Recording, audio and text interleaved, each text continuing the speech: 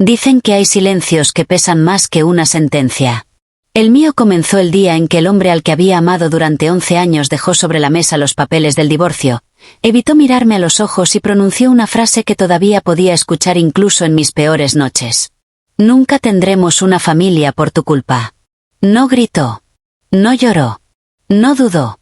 Simplemente tomó su reloj, ajustó el puño de su camisa y salió de nuestra casa como si estuviera abandonando un hotel después de unas vacaciones decepcionantes. Yo me quedé inmóvil. No porque creyera sus palabras, sino porque una parte de mí necesitaba unos segundos para aceptar que el hombre que prometió protegerme acababa de convertir mi mayor dolor en mi condena. Durante años soporté tratamientos interminables, hospitales, análisis, especialistas y falsas esperanzas. Cada mes terminaba igual, otro resultado negativo, otra sonrisa fingida frente a mi esposo y otra noche llorando en silencio para que él no escuchara. Los médicos nunca encontraron una causa definitiva. Algunos hablaban de probabilidades. Otros pedían paciencia. Pero Daniel ya no quería paciencia. Quería un heredero. Quería un apellido que continuara el suyo.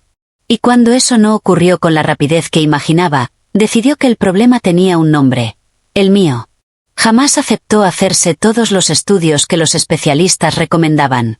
Siempre respondía con la misma arrogancia. En mi familia todos los hombres tienen hijos. El problema claramente no soy yo. Yo elegí a creerle. Porque cuando amas profundamente a alguien, a veces prefieres desconfiar de ti antes que de la persona que amas. Ese fue mi mayor error. El divorcio fue rápido. Demasiado rápido. Como si hubiera estado preparado desde hacía meses. Semanas después descubrí por qué. Una mujer apareció junto a él en cada evento social. Joven. Hermosa. Con apenas 26 años. La presentaba orgullosamente como Valeria. Todos sonreían. Todos la felicitaban. Todos repetían la misma frase. Ahora sí llegará el bebé. Como si yo hubiera sido únicamente un obstáculo temporal. Como si 11 años de matrimonio pudieran borrarse con una fotografía nueva. Las invitaciones dejaron de llegar. Los amigos desaparecieron. Incluso algunas personas que antes me abrazaban comenzaron a evitarme. La palabra estéril nunca fue pronunciada frente a mí. No hacía falta. Podía verla escrita en sus miradas. Vendí la casa. Renuncié a mi trabajo. Apagué el teléfono. Y desaparecí. No porque quisiera escapar. Sino porque necesitaba sobrevivir. Los primeros meses fueron insoportables. Dormía poco. Comía menos. Había mañanas en las que olvidaba por qué debía levantarme de la cama. Entonces ocurrió algo que cambiaría absolutamente todo. Recibí una llamada inesperada desde Suiza. Pensé que era un error. No conocía a nadie allí. Contesté por simple curiosidad. Una voz elegante preguntó mi nombre completo. Después hizo una pausa. Señora Elena Vargas, creemos que usted es la única heredera de la fortuna empresarial de su abuelo materno. Pensé que era una estafa. Mi abuelo había muerto cuando mi madre era apenas una adolescente. Nunca hablamos de él. Mi madre siempre evitaba el tema. Solo repetía que había sido un hombre orgulloso y extremadamente rico. Nada más. La llamada continuó. Había documentos. Testamentos. Abogados internacionales. Empresas familiares. Acciones. Propiedades. Todo estaba legalmente registrado. Y, por una serie de circunstancias familiares que jamás imaginé, el patrimonio terminaba completamente en mis manos. Durante semanas viajé entre reuniones legales, archivos históricos y despachos de abogados. Cada documento confirmaba la misma realidad. Mi abuelo había construido un imperio tecnológico en Europa durante 40 años. Nunca encontró a mi madre antes de morir. Y cuando finalmente los investigadores localizaron a la familia, ella ya había fallecido. Solo quedaba yo. De un día para otro pasé de sentir que no tenía absolutamente nada a convertirme en la responsable de miles de empleados repartidos en varios países. Fue aterrador. Pero también liberador. Por primera vez nadie me preguntaba cuándo tendría hijos. Todos querían saber cuáles eran mis decisiones como directora. Aprendí. Estudié. Escuché. Cometí errores. Corregí otros. Descubrí que era mucho más fuerte de lo que jamás había imaginado. Durante 4 años reconstruí mi vida pieza por pieza. Perdí 15 kilos. Aprendí 3 idiomas. Recorrí medio mundo. Y encontré algo mucho más valioso que el dinero. Mi dignidad. Jamás hablé públicamente sobre Daniel. Nunca respondí a los rumores. Nunca publiqué indirectas. El silencio, descubrí, podía ser mucho más elegante que cualquier venganza. Mientras tanto, las noticias de mi antigua vida seguían llegando inevitablemente. Daniel y Valeria seguían intentando tener un hijo. Los tratamientos comenzaron. Después las clínicas privadas. Más tarde los viajes al extranjero. Nada funcionaba. Lo comentaban discretamente en reuniones sociales. Él empezaba a mostrarse irritable. Impaciente. Frustrado. Exactamente igual que conmigo. Solo que ahora ya no podía culparme. Un antiguo compañero de trabajo me escribió una noche.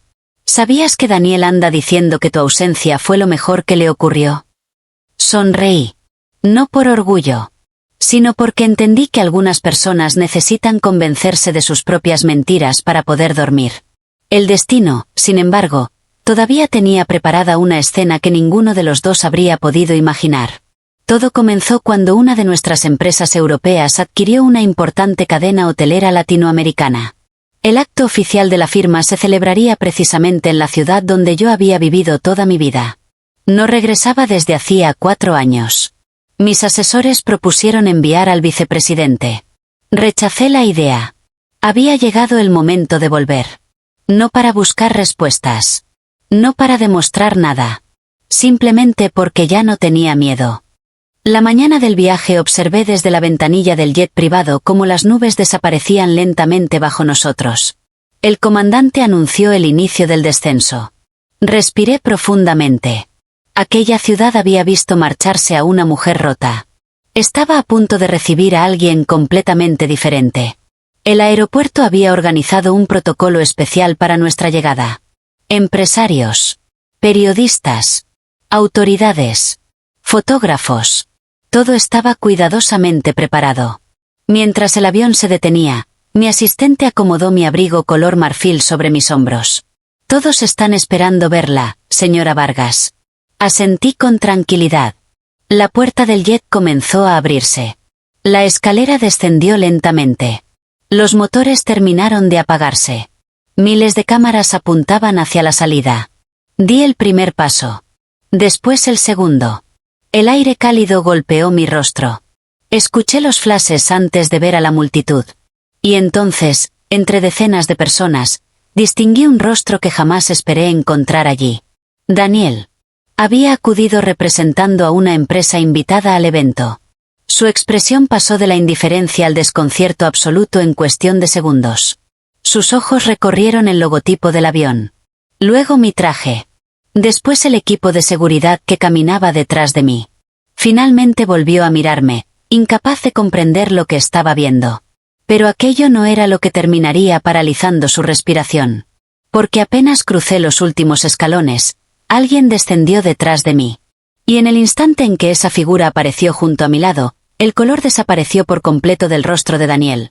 Durante unos segundos, el aeropuerto entero quedó suspendido en un silencio extraño, como si incluso el sonido de las cámaras hubiera olvidado cómo funcionar.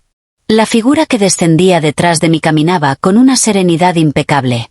Vestía un elegante traje azul oscuro, llevaba el cabello ligeramente plateado y transmitía esa clase de autoridad que no necesita levantar la voz para dominar una habitación. Era el profesor Alejandro Ferrer, uno de los especialistas en fertilidad más prestigiosos del mundo. Su nombre aparecía constantemente en congresos internacionales, revistas médicas y entrevistas televisivas. Había dedicado más de 30 años a investigar las verdaderas causas de la infertilidad masculina y femenina, y muy pocas personas conocían toda la historia que nos unía. Daniel frunció el ceño. Podía notar que intentaba recordar de dónde conocía aquel rostro. Entonces lo comprendió. Yo vi exactamente el instante en que la memoria golpeó su orgullo. 4 años antes, durante nuestros últimos meses de matrimonio, el doctor Ferrer había sido uno de los médicos que insistió en realizar estudios completos a ambos miembros de la pareja. Yo acepté sin discutir. Daniel abandonó la consulta antes de terminar. Recuerdo perfectamente sus palabras. No pienso dejar que nadie dude de mi hombría. Después nunca volvió. Ahora aquel mismo médico caminaba a mi lado mientras conversábamos tranquilamente como viejos colegas. Los periodistas comenzaron a hacer preguntas. Señora Vargas, ¿es cierto que el profesor Ferrer dirigirá el nuevo Instituto Internacional de Medicina Reproductiva financiado por su fundación? Sonreí. Así es. Es un honor colaborar con uno de los mejores científicos del mundo para ofrecer tratamientos accesibles a miles de familias. Los flashes explotaron nuevamente. Daniel seguía inmóvil. Su esposa, Valeria, también estaba allí. Hasta ese momento yo ni siquiera la había visto. Se encontraba unos metros detrás de él, sosteniendo una carpeta contra el pecho. Su rostro mostraba algo muy distinto al de Daniel. No había arrogancia. Solo cansancio. Un cansancio que reconocí inmediatamente. Era el mismo que yo había llevado durante tantos años. El evento continuó entre saludos, discursos y fotografías. Yo saludaba a empresarios, ministros e inversionistas internacionales mientras mi equipo coordinaba cada detalle. Sin embargo, sentía constantemente la mirada de Daniel siguiéndome entre la multitud. No era una mirada de amor. Ni siquiera de nostalgia. Era desconcierto. El hombre que me había considerado un fracaso observaba ahora cómo decenas de personas importantes esperaban pacientemente unos segundos para estrechar mi mano. Después de la ceremonia oficial, nos dirigimos al salón principal del hotel donde tendría lugar la firma definitiva del acuerdo. La prensa ocupaba casi todas las primeras filas. El escenario estaba decorado con enormes pantallas donde aparecía el logotipo de nuestra corporación. Cuando llegó mi turno de hablar, respiré con calma. Hace 4 años perdí muchas cosas que creía indispensables para ser feliz. Hice una breve pausa. Con el tiempo descubrí que algunas pérdidas no destruyen nuestra vida. Solo destruyen la versión equivocada que teníamos de ella. El auditorio guardó silencio absoluto. Hoy nuestra fundación destinará una parte importante de sus beneficios a financiar investigaciones sobre infertilidad, apoyo psicológico para parejas y acceso gratuito a diagnósticos completos para hombres y mujeres por igual. Al pronunciar aquellas últimas palabras observé discretamente a Daniel. Bajó la vista. Solo durante un instante. Pero fue suficiente. El aplauso fue largo. Muy largo. Terminada la conferencia, mi equipo me condujo hacia una sala privada donde se celebrarían reuniones con posibles socios estratégicos. Mientras caminábamos por un amplio pasillo, escuché una voz conocida detrás de mí. Elena. No necesitaba girarme para saber quién era. Mis escoltas se detuvieron automáticamente. Yo levanté una mano indicando que todo estaba bien. Me volví lentamente. Daniel parecía haber envejecido mucho más de 4 años.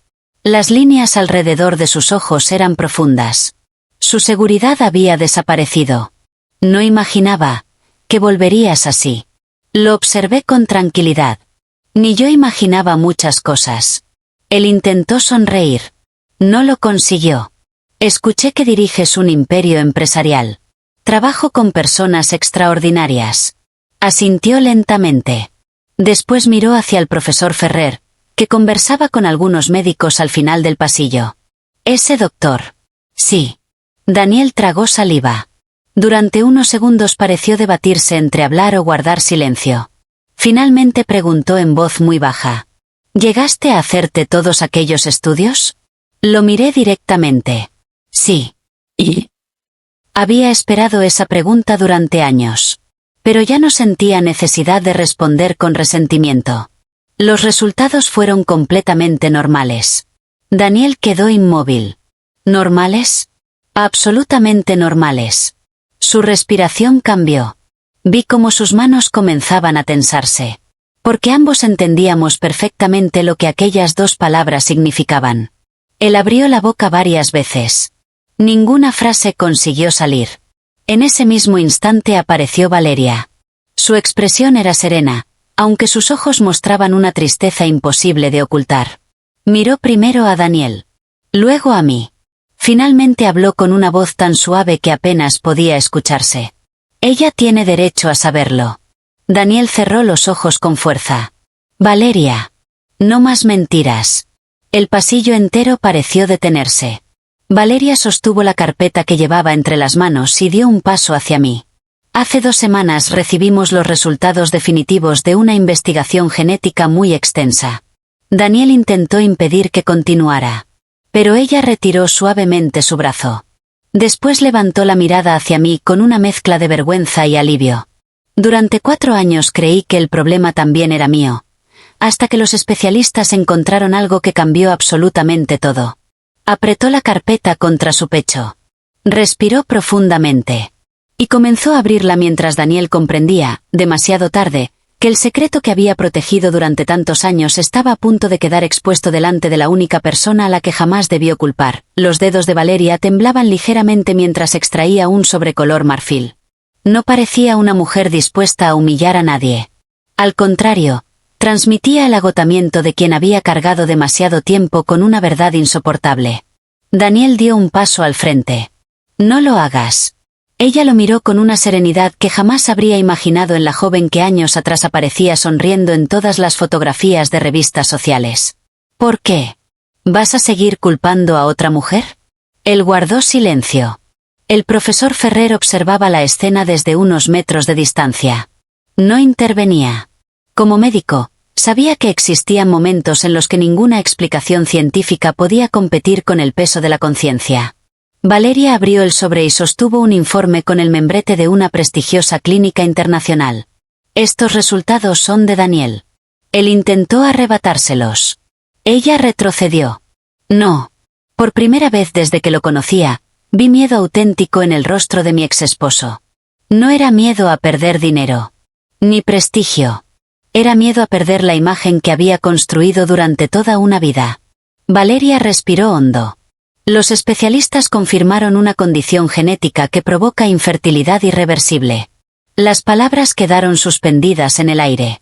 Daniel bajó lentamente la cabeza. Nadie habló durante varios segundos. Los asistentes que caminaban por el pasillo comenzaron a disminuir el paso, percibiendo que algo importante estaba ocurriendo. Yo permanecía inmóvil. No sentía alegría. Ni deseos de venganza. Solo una extraña paz. Porque durante años había dudado de mí. Había cuestionado mi cuerpo. Mi valor. Mi feminidad. Había soportado noches enteras preguntándome qué tenía de malo. Y ahora la verdad aparecía sin que yo hubiera tenido que perseguirla. Valeria continuó hablando. Los médicos nos dijeron que probablemente esta condición existía desde antes de que ustedes se divorciaran. Daniel cerró los ojos. Cada palabra parecía golpearlo con más fuerza que cualquier insulto. Ellos también preguntaron si alguna vez se había realizado los estudios completos. Nadie respondió. Porque todos conocíamos la respuesta. El profesor Ferrer finalmente dio un paso adelante. Su voz fue tranquila, casi paternal. Yo mismo recomendé esos estudios hace años. Miró directamente a Daniel. Nunca volvió a mi consulta. Daniel evitó cruzar su mirada. Uno de los empresarios que esperaba reunirse conmigo comprendió discretamente que aquello pertenecía al ámbito personal y pidió a los demás abandonar el pasillo. En menos de un minuto solo quedábamos nosotros. El silencio volvió. Entonces Daniel habló. Su voz sonaba completamente distinta. Sin soberbia. Sin seguridad. No quería aceptar la posibilidad. El profesor Ferrer respondió con calma. Negar un diagnóstico nunca cambia la realidad. Daniel dejó escapar una risa amarga. Lo sé. Volvió a mirarme. Durante unos segundos parecía buscar palabras que nunca había aprendido a pronunciar. Yo. Se detuvo. Respiró profundamente. Te hice creer que todo era culpa tuya. No respondí.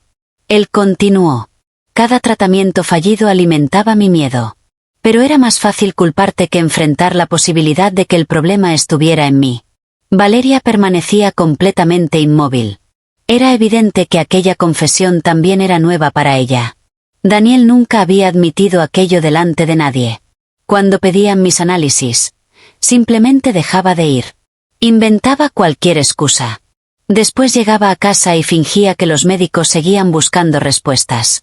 Sentí un nudo en la garganta. No por el pasado, sino por la mujer que fui entonces. La mujer que regresaba sola de las consultas creyendo que había decepcionado al hombre que amaba. Daniel levantó lentamente la mirada. Sus ojos estaban húmedos. Nunca imaginé que mi orgullo destruiría tantas vidas. Valeria sonrió con tristeza. No destruyó solo una. Yo observaba aquella escena con una distancia emocional que incluso me sorprendía. 4 años atrás habría llorado. Habría exigido explicaciones. Hoy solo veía a un hombre enfrentándose finalmente a las consecuencias de sus propias decisiones. El profesor Ferrer rompió nuevamente el silencio. La infertilidad nunca debería utilizarse para señalar culpables. Es una condición médica, no un juicio sobre el valor de una persona. Asentí lentamente. Por eso decidimos crear el instituto. Él sonrió. Exactamente.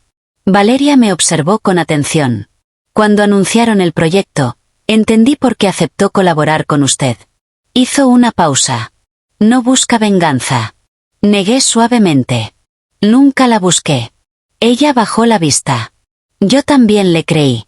No entendí inmediatamente a qué se refería. Entonces añadió. Daniel siempre dijo que usted había rechazado seguir luchando por tener hijos.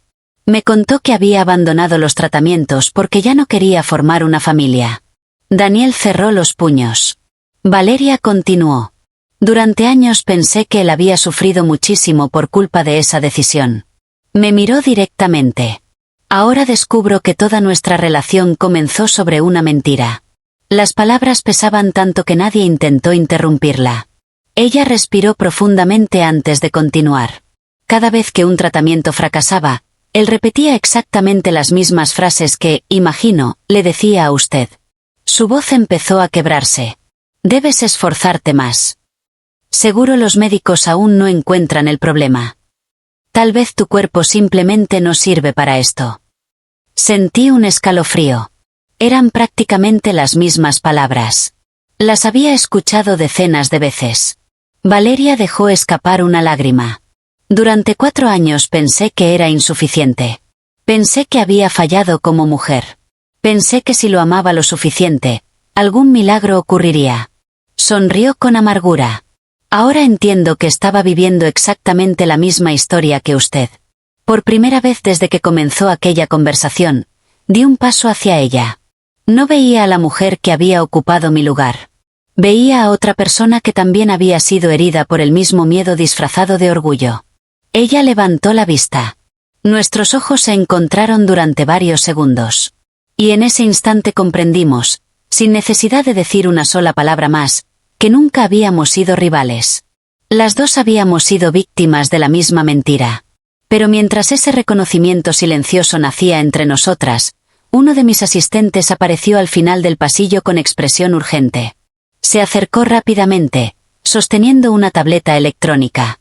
Señora Vargas, acaba de llegar una llamada cifrada desde la sede central en Zúrich. Su rostro mostraba una seriedad inusual. Dicen que se trata de una emergencia relacionada con la sucesión de la corporación, y aseguran que alguien acaba de presentar documentos afirmando ser el verdadero heredero del imperio familiar. Tomé la tableta con calma, aunque la noticia hizo que todos los presentes contuvieran la respiración. Mi asistente activó la videollamada. En la enorme pantalla apareció el presidente del Consejo de Administración, acompañado por varios abogados y notarios. Sus rostros reflejaban tensión. Señora Vargas, dijo con firmeza. Hace menos de 1 hora un hombre llegó a nuestras oficinas asegurando ser el nieto biológico de su abuelo. Ha presentado documentos que, a primera vista, parecen auténticos. Exige el control de la corporación. No respondí de inmediato. Había aprendido que las decisiones importantes nunca debían tomarse desde el impulso. ¿Los documentos ya fueron verificados? Aún no. Pero la situación requiere su presencia. Asentí. Entonces verifíquenlos. Si son auténticos, la verdad prevalecerá. Si son falsos, también. La llamada terminó. Daniel me observaba como si esperara verme perder la compostura. Pero aquella mujer ya no existía. 4 años antes habría sentido pánico. Ahora entendía que el verdadero poder no consiste en aferrarse desesperadamente a lo que uno posee, sino en saber quién es, incluso si todo desaparece. 2 días después aterricé en Zúrich. Los mejores especialistas en documentos históricos, genealogía y genética trabajaban junto al Consejo de Administración. Las horas parecían eternas. Finalmente, el director jurídico entró en la sala con una carpeta negra. Sonrió. Todo ha sido aclarado. El supuesto heredero había falsificado certificados, firmas y registros familiares. Incluso había contratado expertos para fabricar documentos antiguos. Pero había cometido un error imposible de ocultar. Una prueba genética confirmó que no existía ningún vínculo con mi familia. El fraude quedó descubierto. Fue detenido antes de abandonar el edificio. El consejo respiró aliviado. Sin embargo, aquella experiencia me dejó una enseñanza inesperada. Comprendí que el dinero siempre atraería personas interesadas. La fortuna podía proteger empresas, pero jamás protegería el corazón. Meses después, regresé definitivamente a mi país para inaugurar el Instituto Internacional de Medicina Reproductiva. Miles de personas asistieron. Parejas jóvenes. Matrimonios que llevaban años intentando formar una familia. Médicos. Investigadores. Periodistas. Pero también llegaron personas que únicamente buscaban esperanza. Durante mi discurso miré el enorme edificio que ahora llevaba el nombre de mi madre. Sentí que, por primera vez, su historia también encontraba paz. Durante demasiado tiempo, dije frente al auditorio, muchas mujeres han cargado solas con una culpa que nunca les perteneció. Y demasiados hombres han escondido sus diagnósticos por miedo al orgullo. La infertilidad no define la dignidad de nadie. No convierte a una mujer en menos mujer ni a un hombre en menos hombre. Solo es una condición médica que merece verdad, respeto y apoyo. El silencio fue absoluto. Después llegaron los aplausos. No eran aplausos para mí. Eran para todas las personas que alguna vez habían sufrido en silencio. Semanas más tarde recibí una carta. No tenía remitente. Reconocí la letra inmediatamente. Era de Daniel. No pedía regresar. No buscaba dinero. Ni compasión. Solo decía. Pasé años creyendo que ser fuerte significaba nunca aceptar mis errores. Hoy entiendo que la verdadera fortaleza habría sido mirarte a los ojos y decir, tengo miedo. Perdóname por convertir mi cobardía en tu condena. Sé que no merezco tu perdón. Solo necesitaba, por primera vez, decir la verdad. Doblé la carta lentamente. No lloré. El perdón no siempre necesita una respuesta. A veces simplemente significa dejar de cargar un peso que ya no nos pertenece. Nunca contesté aquella carta. No porque guardara rencor, sino porque algunas conversaciones llegan demasiado tarde para cambiar el pasado. Mientras tanto, Valeria tomó una decisión que sorprendió a todos. Solicitó el divorcio. Meses después aceptó colaborar con nuestra fundación, ayudando a mujeres que atravesaban el mismo sufrimiento psicológico que ella había vivido. Con el tiempo nos hicimos amigas. No unidas por el dolor, sino por la capacidad de transformarlo en algo útil para los demás. Una tarde, mientras caminábamos por los jardines del instituto, ella sonrió. ¿Sabes qué es lo más extraño? ¿Qué cosa? Pensé que tú eras la mujer que me había quitado un futuro. Negué suavemente. Y yo pensé que tú eras la mujer que me había robado una vida. Nos miramos durante unos segundos. Después las dos comenzamos a reír. Porque al final comprendimos que ninguna había sido enemiga de la otra. Nuestro verdadero enemigo siempre fue la mentira. Los años siguieron pasando. La fundación abrió hospitales en varios países. Miles de parejas recibieron tratamientos gratuitos. Muchos niños nacieron gracias a investigaciones financiadas por nuestro equipo. Otros matrimonios descubrieron que podían construir una familia mediante la adopción. Y muchos hombres encontraron el valor de realizarse los estudios que antes evitaban. Cada historia confirmaba que aquel sufrimiento no había sido inútil. Un atardecer regresé al aeropuerto donde todo había cambiado.